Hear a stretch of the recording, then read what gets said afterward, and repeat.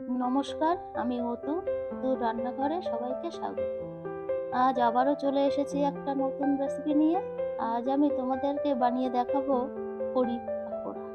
সবার প্রথমে একটা মিক্সি জার নিয়েছি। এবার দিয়ে দিচ্ছি 1 কাপ বেসন, 3 কাপ টক দই, তার সাথে দিয়ে দিচ্ছি 1 চা চামচ হলুদ গুঁড়ো আর 1 চা চামচ কাশ্মীরি লঙ্কার গুঁড়ো।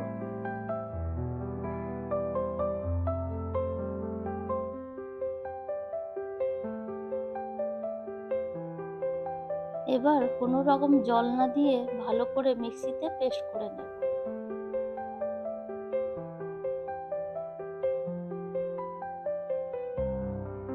পেস্ট করে নিয়েছি, এবার একটা পাত্রে ঢেলে নেব।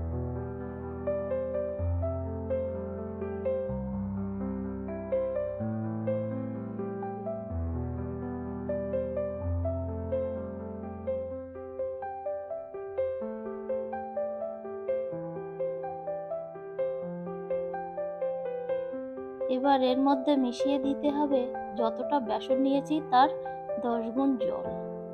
আমি এখানে 1 কাপ বেসন নিয়েছিলাম, সেই জন্য 10 কাপ জল দেব। এবার এটাকে ভালো করে মিশিয়ে 10 থেকে 12 মিনিট রেস্টে রেখে দেব। ততক্ষণে আমি পাকোড়ার জন্য ব্যাটারটা রেডি করে নেব।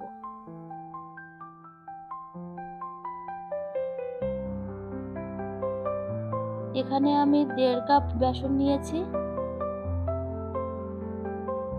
দিয়ে দিচ্ছি পরিমাণ মতো হলুদ গুঁড়ো, লবণ,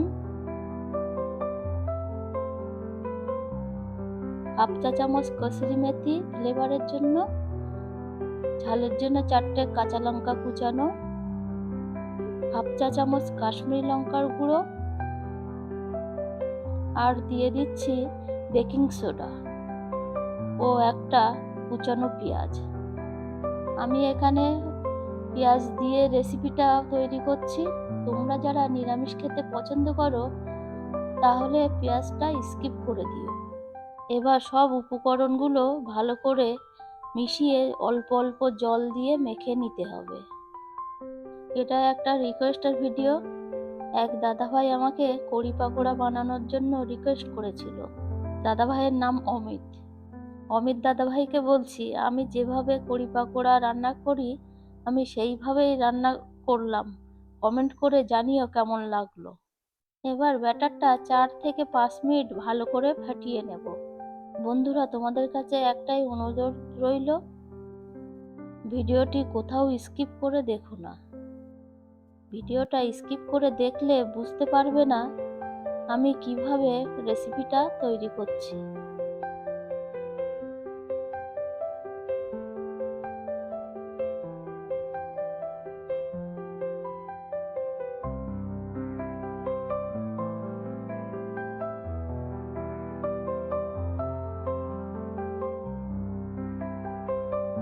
দেখো, এইভাবে ব্যাটারটা ফাটিয়ে নিয়েছি।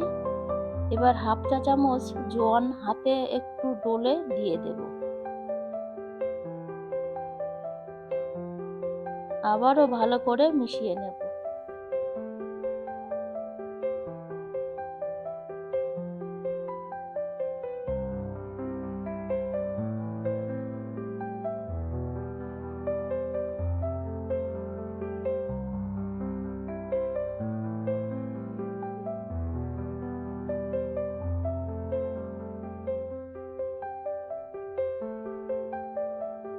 এদিকে একটা কড়াই বসিয়ে দিয়েছি, দিয়ে দিচ্ছি সয়াবিন তেল। এখানে বেশি তেল ব্যবহার করা যাবে না, বড়াগুলো অর্ধেকটা ডুবে থাকবে সেই হিসাবে তেল দিতে হবে।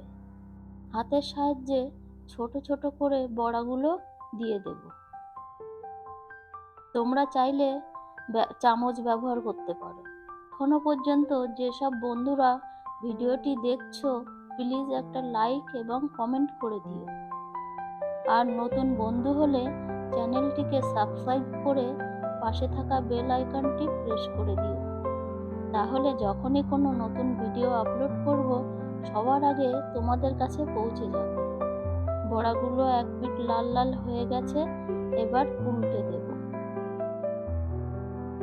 আশা করি তোমাদের এই রেসিপিটাও ভীষণই ভালো লাগবে।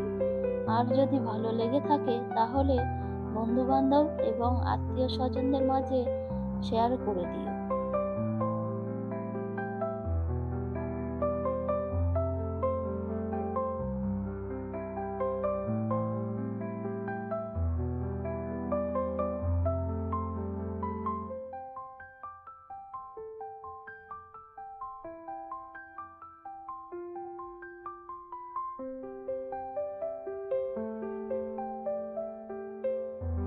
বড়াগুলো দু পিঠ ভালো করে ভাজা হয়ে গেছে, এবার একটা পাত্রে তুলে নেব। সেকেন্ড ব্যাচটাও একইভাবে দিয়ে দেব।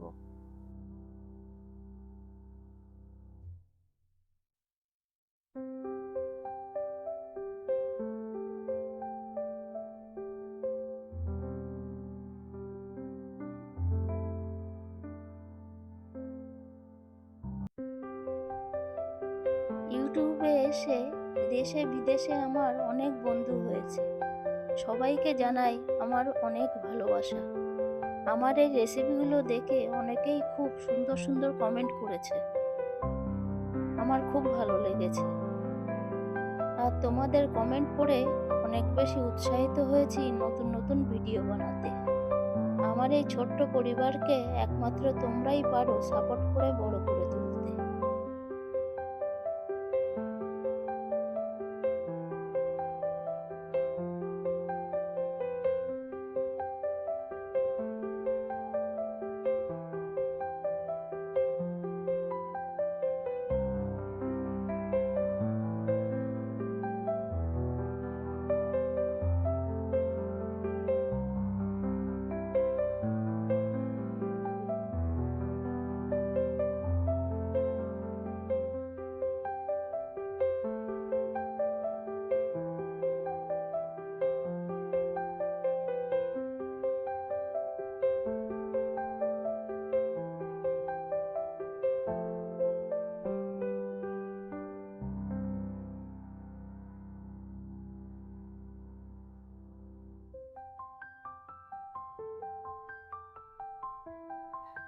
ভাজা হয়ে গেছে, এবার তুলে নেব।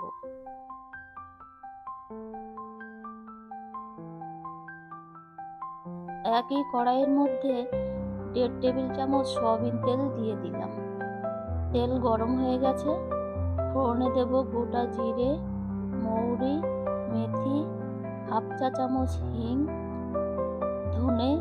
ধনেটাকে আমি হালকা ক্রাশ করে নিয়েছি, কারি পাতা আর গ্রেট করে রাখা আদা আমি এখানে 1.5 ইঞ্চি নিয়েছি।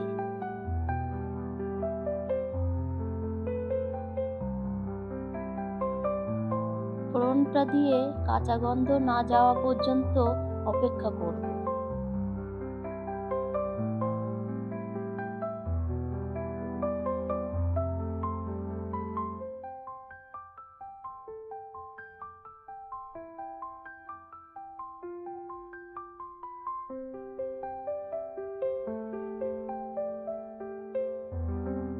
ফোড়নটা ভালোভাবে ভাজা হয়ে গেছে, এবার এখানে মিশিয়ে রাখা দই আর বেসনটা দিয়ে দিতে হবে।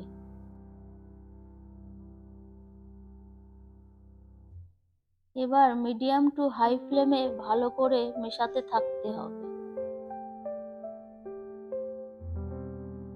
যতক্ষণ না পর্যন্ত বেসনের কাঁচা গন্ধ চলে না যায়।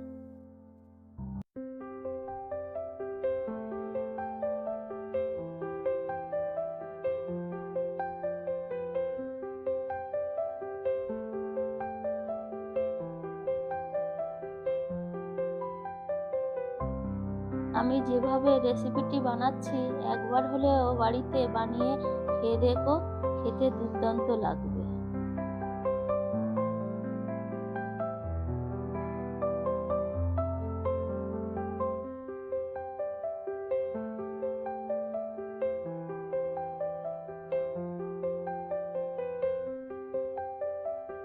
এই রেসিপিটা আমি যেভাবে বানাচ্ছি ছোট থেকে বড় সবাই খুব পছন্দ করবে।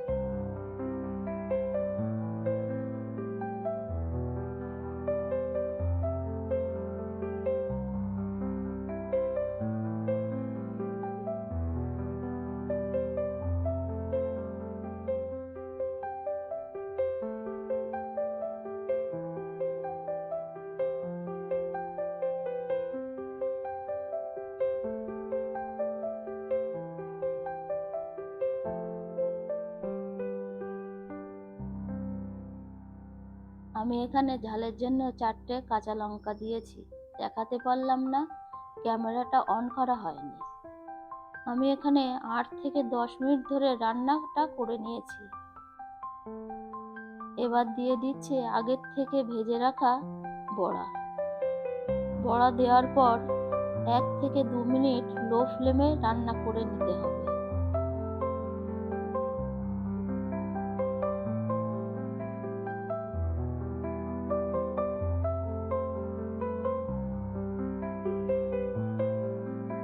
বড়ি পকোড়া রেডি হয়ে গেছে। এবার তড়কা দিয়ে দেব। তড়কা প্যান বসিয়ে দিয়েছি, দিয়ে দিলাম 1 চা চামচ ঘি। ঘি ভালোভাবে গরম হয়ে গেছে, দিয়ে দিচ্ছি 1/2 চা চামচ কালো সর্ষে।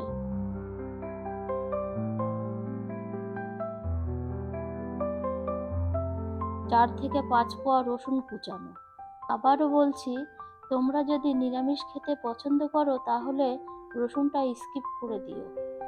এবার দিচ্ছি 2টো শুকনো লঙ্কা। আবারও নাড়াচাড়া করে ভেজে নেব।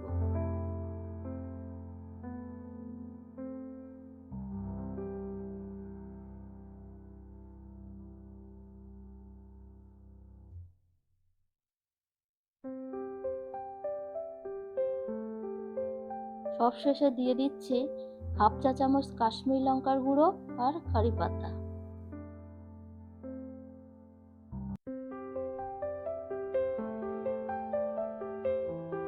তড়কাটা দিয়ে আলতো হাতে নাড়িয়ে নেব।